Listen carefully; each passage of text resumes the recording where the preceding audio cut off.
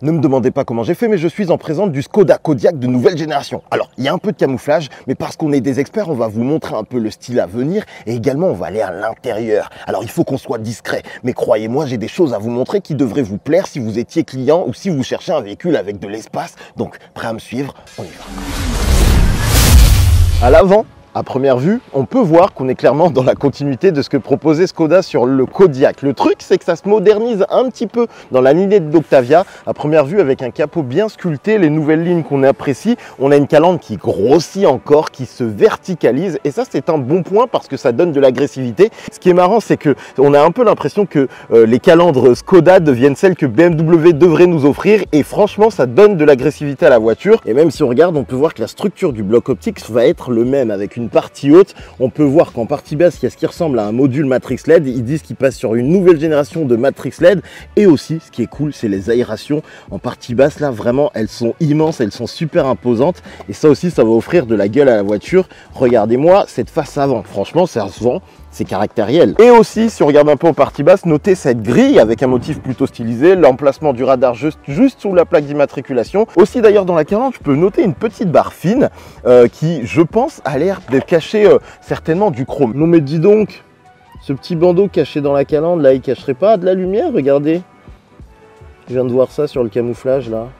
Et oh, je suis curieux de voir le rendu. Si on prend 3 secondes pour parler du profil de cette nouvelle génération de Kodiaq, il faut le dire, c'est difficile de voir du changement. On sent quand même une volonté de faire un truc un peu plus dynamique et aussi d'y mettre plus d'identité Skoda, contrairement à l'ancienne génération qui était très groupe Volkswagen avec vraiment une identité proche entre Skoda, Seat et Volkswagen. Là, on sent qu'il y a des lignes un petit peu plus Skoda et peut-être un peu plus de côté sexy. Et l'information à prendre en compte, c'est que c'est la seule mesure qui change. Il gagne 6 cm par rapport à la génération précédente pour atteindre 4,75 m, 4,76 m. On a toujours les passages de roues carrées. Ici, on a des jantes qui sont pas très notables. Mais globalement, ce que je note, c'est quand même un côté un peu plus athlétique, même sur la partie arrière qui est généralement pensée un petit peu de manière carrée pour venir offrir de l'espace à l'intérieur. Et il y en a, vous allez le voir dans quelques instants.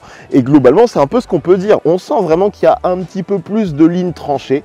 Mais rien de fou, parce que c'est un gros bébé quand même avec 4,76 m. À l'arrière, constat le même. Alors, ça change pas tant que ça, je crois. J'ai juste l'impression qu'effectivement, on a un typage un petit peu plus dynamique comme on l'avait par exemple sur la Skoda Octavia actuelle. Et le petit truc qu'il faut noter, c'est que on a l'impression d'avoir une sorte de bandeau de feu qui parcourt toute la largeur de la voiture. Alors, on voit quand même que la signature lumineuse est relativement classique puisqu'on a un peu de lumière qui va ici et un bandeau aussi supérieur, ce qui veut dire qu'on doit avoir un dessin de phare qui doit être assez proche de ce que proposait déjà Skoda. Mais ce bandeau, il faudrait qu'on en voit plus. Est-ce que la lumière traverse toute la voiture ou pas? Je peux pas le dire à cause du camouflage. A priori, j'ai l'impression que non parce que pour les avoir vus tourner un peu dans des coins sombres, il n'y a pas de lumière qui transperce, même si le camouflage est épais. Alors, évidemment, ce qui nous intéresse vraiment, c'est de voir un petit peu les évolutions de l'intérieur. Parce que pour ceux qui ont suivi, c'est vrai que l'ancienne génération de Skoda Kodiaq avait un intérieur un peu rustique, des écrans au bon endroit, des technologies plutôt bien pensées, mais c'était un petit peu vieillot dans les agencements, dans la manière de construire le tableau de bord. Et on l'a vu avec Skoda Octavia, Skoda a vraiment très bien évolué. Et là, on a une proposition qui semble rester dans la filiation de ce que nous proposait le Kodiaq, avec cette sorte de symétrie entre chaque côté passager, mais on a des technologies qui semblent simplifier puisque vous pouvez le voir, c'est difficile de le louper. On a un écran central qui a l'air de vraiment grandir. Alors ils l'ont caché, évidemment on parle de prototype, mais clairement on identifie que c'est costaud. Clairement il se passe des choses ici. On a l'impression qu'ici il pourrait presque y avoir un écran également. Alors difficile à dire, quand je tâte un petit peu, je sais pas trop ce qu'il y a dessous, mais je pense pas qu'ils aient mis un 3e écran, ça fait pas vraiment sens. Par contre l'écran derrière le volant, je sais pas si vous le voyez bien, mais lui il a véritablement changé en termes d'intégration. Déjà il n'y a plus de casquette, vous pouvez le voir. On peut clairement identifier, même s'il y a du camouflage qu'ils essayent de nous, nous montrer qu'il y a un affichage tête haute qui est présent, mais surtout l'écran a une intégration un petit peu comme il se fait actuellement, vous savez, avec une sorte de dalle un petit peu posée là, et le rendu est assez sympa, surtout que, encore une fois, lisibilité au top. Le truc que j'ai noté, alors, c'est que je ne sais pas pourquoi, s'il y a du scotch qui bloque ou quoi, mais mon volant ne semble pas, il est en profondeur, il est réglable, mais pas Non, vraiment, ah si, voilà, ok, c'était bloqué. Donc je peux bien régler en hauteur, c'est le point à noter. Vous allez également noter un point intéressant. Alors avec le facelift 2022 du Kodiaq, on avait ce volant, donc là on n'est pas surpris. On a le logo qui est caché, j'ai presque envie de l'enlever parce qu'on le connaît en réalité. Je pense que c'est le nouveau logo qu'ils ont présenté, qui est un truc un petit peu plus flat design. Toujours cette petite découpe autour du moyeu central qui fait que on a un volant un petit peu aéré, et ça fait du bien. Et je vous montre de plus près ce nouveau Komodo, donc vous pouvez le voir, en fait, pied sur le frein. Si je le pousse vers l'avant, je suis en mode marche avant. Encore un coup, je suis en marche sport. Marche arrière, retour au neutre, et ici le mode P. Le truc un petit peu particulier par contre, c'est qu'en fait, regardez, c'est ici que se trouve le frein à main électronique. En plus sur cette version qui est censée être automatique, mais vu que c'est un proto, il faut le désactiver soi-même. Et c'est vrai que ça, c'est le plus l'avoir en zone centrale, c'est un peu embêtant. Il faut savoir qu'il est là et prendre le réflexe.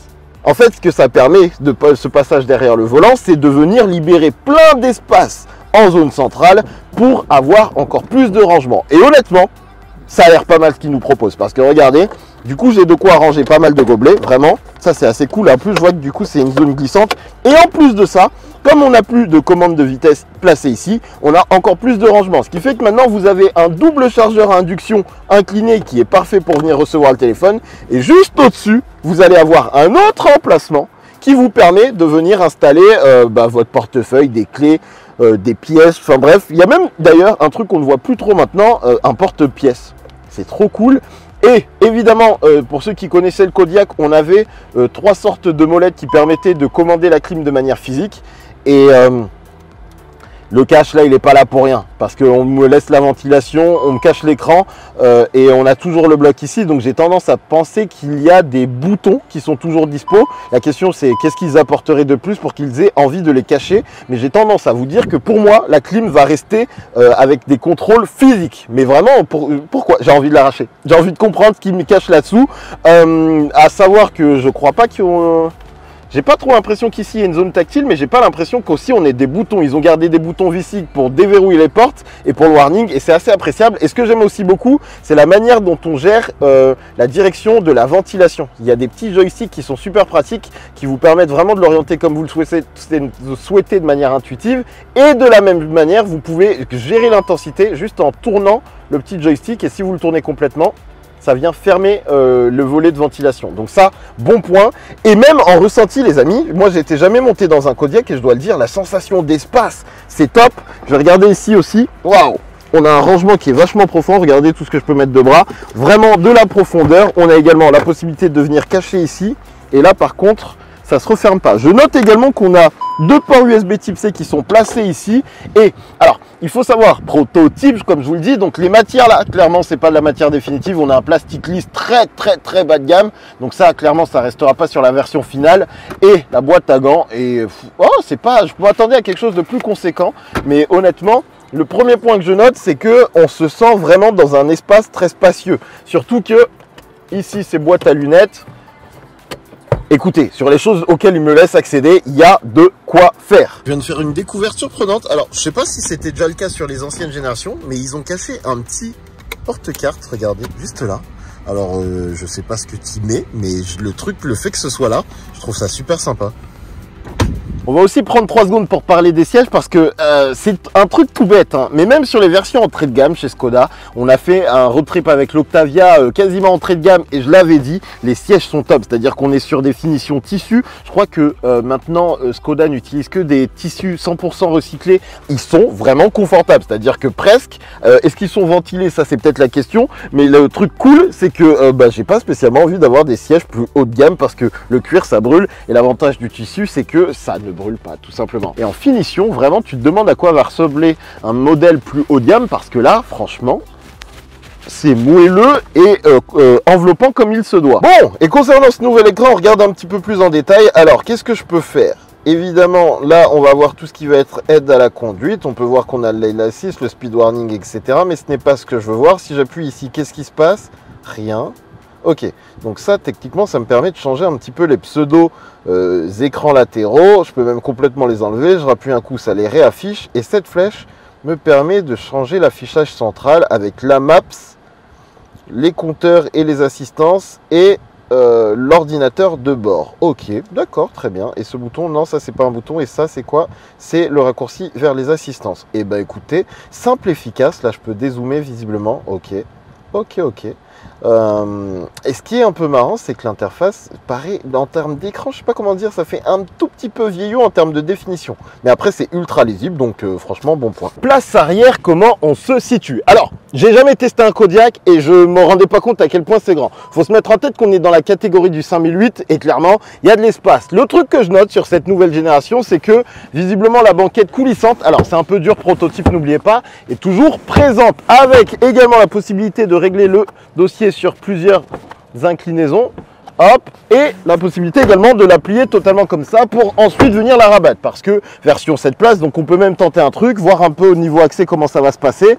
Écoutez, c'est mieux que le Renault Espace parce que ça a l'air de moins gêner par ici. On peut déjà voir qu'il y a les rangements pour une version 7 places potentielle.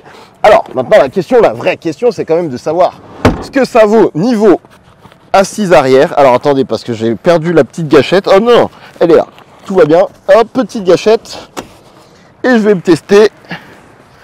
Wow! Ah ouais!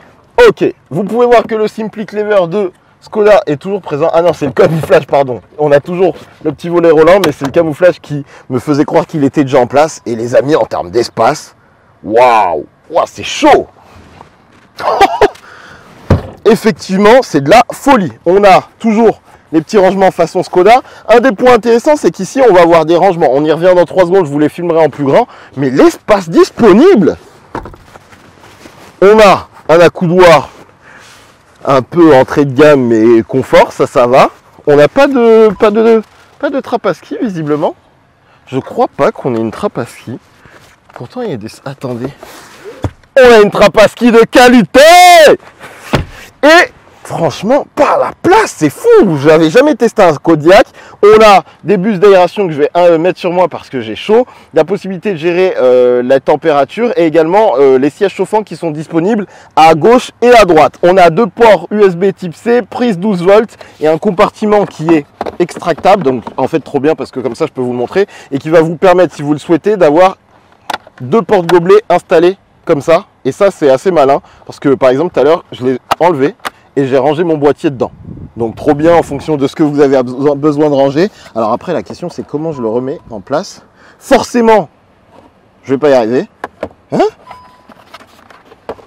Bon, on passe à autre chose parce qu'il faut aussi qu'on aille jeter un œil au coffre. On va juste parler sellerie 3 secondes et le moelleux, encore une fois, c'est une version entrée de gamme à mon avis. Et le moelleux est franchement très bon. Je dois le dire, on est pas mal du tout. Mais la question c'est le coffre et là, il y a un gain d'espace qui est assez conséquent parce qu'il a gagné 80 litres par rapport à la génération précédente. On est à 910 litres, c'est-à-dire qu'on arrive au niveau où littéralement je pourrais presque dormir dedans sans avoir à bouger la banquette ou quoi que ce soit et kiffer. Et sachant que la banquette est coulissante, c'est-à-dire que même pour la version 7 places, clairement ça va être pas mal parce que les passagers vont se sentir encore un petit peu mieux. À noter qu'en plus on gagne légèrement en hauteur de toit pour le rang 3, que bien évidemment je n'ai pas sous la main, mais c'est quand même assez dingue de voir tout ce qu'il y a en termes d'espace. On a ici une galette qui est immense. C'est quoi? C'est du 21 pouces, c'est du 18 pouces. Elle paraît immense. Et un kit de secours pour ceux qui voudraient les informations. On a des rangements latéraux qui sont assez conséquents, ça je dois le dire, vraiment. Et même je pense que là on a un petit bac tellement le coffre et ils se sont dit on va leur mettre un petit rangement qui doit se transformer en accoudoir sur la version rang 3. On a toujours comment on appelle ça, un cache-coffre, j'ai oublié le nom, qui n'est pas électrique et qui peut être enlevé au besoin. Et je vais m'amuser à rabattre les sièges, évidemment. Alors, je vais le faire que de ce côté parce que malheureusement, il y a des trucs dans la voiture. Mais imaginez le volume. Je vais vous faire un plan d'insert pour qu'on se rende compte. Mais en termes de volumétrie, waouh! Et bon point, on a des loupiottes des deux côtés, à droite et à gauche, c'est de la LED. Donc ça, c'est le truc assez cool à prendre en compte. En plus, avec des attaches pour venir ancrer des éléments qui permettraient de tenir les bagages. Franchement, c'est fou en volume. Et évidemment, il faut qu'on parle un petit peu des moteurs. Il y a de la nouveauté, notamment côté électrification sur ce nouveau Kodiaq, puisque ici, nous sommes en présence d'un moteur 1,5 litre TSI de 150 chevaux Evo 2, c'est-à-dire qu'il offre une micro-hybridation 48 volts. Vous avez également un 2 litres TSI de 204 chevaux, disponible en 4 roues motrices. Et côté moteur diesel, on a un 2 litres TDI qui offre 150 ou 193 chevaux, à savoir que le dernier moteur est disponible en 4 roues motrices. L'autre bonne nouvelle, c'est l'arrivée d'une version hybride rechargeable de 204 chevaux qui permettra également d'avoir jusqu'à 100 km d'autonomie en full électrique, ce qui est sur le papier une bonne nouvelle. À savoir que il n'y a plus de boîte manuelle, fini, il n'y a que des DSG 7 ou 6 en fonction des versions. Oubliez la boîte manuelle, ça permet d'avoir les palettes au volant et de libérer un petit peu la zone centrale, ce qui est théoriquement un bon point, mais je crois qu'il faut qu'on conduise, on a un prototype, il faut qu'on se fasse un kiff, on va rouler, avoir des premières impressions, qu'en dites-vous? Les amis, nous sommes donc au volant. Et bien évidemment, je ne peux pas tout vous dire. En plus, il faut bien prendre en compte qu'on est sur des versions non définitives. Certains éléments vont être encore modifiés, notamment sur le typage. Mais globalement, je peux vous donner des premières impressions. Le truc à noter, c'est que je n'avais jamais roulé de Kodiaq. Et c'est quand même un sacré tank, un paquebot dans lequel, il faut le dire, il y a beaucoup de place. Il y a une vraie sensation d'espace qui est assez agréable. Par contre, on déplace un véhicule assez conséquent et il faut s'adapter. Mais une fois qu'on est adapté, le premier truc que je dois noter, et je peux pas vraiment faire la comparaison avec l'ancienne génération, mais premier élément qu'on note, c'est que c'est très très confortable, très agréable à rouler. La suspension, je l'ai trouvée un peu ferme. Ça, je dois le dire, je l'ai trouvée un peu ferme. Alors après, à confirmer sur un roulage plus long, parce que forcément là, on est sur un petit trajet de découverte. Par contre, ce que je dois noter, c'est déjà que on n'a pas le tableau de bord complet, mais à première vue, comment c'est construit, c'est plutôt pas mal. Même ce grand écran potentiel qu'on ne voit pas pour le moment me semble positionné plutôt au bon endroit, c'est-à-dire que ça déplace pas trop du tableau de bord. Et comme on est sur une voiture assez haute, ma vision sur la route est bonne. Donc de ce côté-là, pas de souci. Écran derrière le volant assez conséquent, bien placé. Ce que je dois noter par contre, c'est que la voiture est super agréable à conduire, silencieuse et moteur 2 litres TSI Evo de 150 chevaux. Quand vous l'utilisez de manière normale, très silencieux, ça c'est cool. Et aussi, je dois noter d'ailleurs, insonorisation qui paraît très très bonne, vraiment très bonne. Par contre, quand on sollicite le moteur, là c'est un petit peu plus bruyant, mais rien d'excessivement désagréable, avec la DSG qui est très douce, très, comment dire, subtile dans les passages de rapport. Donc franchement, je dois dire que je suis assez satisfait. Petite session de conduite dynamique pour voir un petit peu ce que ça vaut. Moteur 150 chevaux TSI Evo 2, je vous le rappelle, avec une micro-hybridation en 48 volts si je ne me trompe pas. Alors la sonorité est un peu poussive. Par contre, les capacités dynamiques de la voiture, c'est quand même assez bluffant quoi. La voiture en veut et clairement, je peux y aller si je le souhaite. Ça c'est quand même assez bluffant, c'est d'une facilité sur un véhicule comme ça. Sérieux quoi. Le moteur 150 chevaux, je l'ai peut-être trouvé un petit peu limité. Ça fait le job, on est dans des routes de montagne, donc honnêtement ça grimpe, mais c'est vrai que pour faire un dépassement de manière assez sereine, faut anticiper, tomber plusieurs rapports, alors qu'on aurait voulu un truc un petit peu plus péchu. Et donc je crois qu'il aura un moteur de 200 chevaux qui sera peut-être plus adapté à ce genre de situation. Mais franchement, sinon, en dehors de ça, c'est vraiment cool à conduire et il faut se projeter. Mais ce que je vois là à première vue de ce que va nous proposer le tableau de bord est super agréable. D'ailleurs, j'en profite en conduite. Là, toute cette zone de rangement, comment c'est du bonheur, parce que vous avez la zone dédiée à tout ce qui va être gobelet. Mais en fait, juste devant, comme je vous l'ai montré tout à l'heure, la double chargeur à induction, plus le petit rangement au-dessus, plus même le petit porte-pièces qu'on a de moins en moins dans les véhicules. En fait, c'est trop bien. Et franchement, je demande à voir ce qui est caché sous ce bloc-là. Mais si c'est de la bonne commande de clim physique, il commence à tenir un truc qui est assez appréciable. Alors après, à voir s'il y a de la lumière d'ambiance, si les matières sont bien faites, parce que clairement, rien de définitif ici. Mais franchement, pour un véhicule familial avec autant d'espace, avec un coffre aussi grand, et si on est dans la continuité de ce que j'ai pu voir sur Octavia, et ben, pour ceux qui en ont besoin, parce qu'encore une fois, c'est très grand, ça déboîte. Le seul petit truc que j'aurais aimé, à première vue là comme ça, c'est potentiellement une version 4 roues directrice, parce que c'est vrai que c'est grand et quand j'étais en ville, c'est une question d'adaptation, hein, ça s'utilise totalement, mais ça aurait été pas mal d'avoir 4 roues directrices qui viennent augmenter l'angle de braquage et faciliter la manœuvrabilité du véhicule. Il faut le dire. Mais sinon, franchement, c'est pas mal, hein. J'aime bien ce qui se passe. La mise à jour semble appréciable et très honnêtement, je pense que si vous étiez client du Kodiak, vous allez gagner beaucoup de choses. Très pressé de découvrir plus d'éléments. Mais franchement, pour une première découverte, à savoir qu'en plus, il faut se mettre en tête. Quand je vois les textiles qui sont proposés sur les sièges, très certainement qu'on est sur de l'entrée de gamme. Donc en finition haute, avec un peu de cuir, des matières, etc. qui font plaisir. Skoda est toujours sur la bonne voie. Et encore une fois, j'en avais déjà parlé. Ouais, ça manque un peu d'amour dans une Audi. Et là, je vois que des trucs, des éléments noirs, mais rien qu'en construction, dans les formes et tout. C'est quand même un peu plus sexy à première vue que ce que peuvent nous offrir d'autres constructeurs allemands. Donc on est content. Pour le moment, ce n'est qu'un aperçu. Mais l'aperçu est plutôt qualitatif. Donc dites-moi ce que vous en pensez. Voilà, c'est les informations que je pouvais vous donner. Et là, je conduis un prototype. C'est très marrant d'ailleurs de noter que tous les gens nous observent, etc. Il n'y a personne qui m'a pris en photo.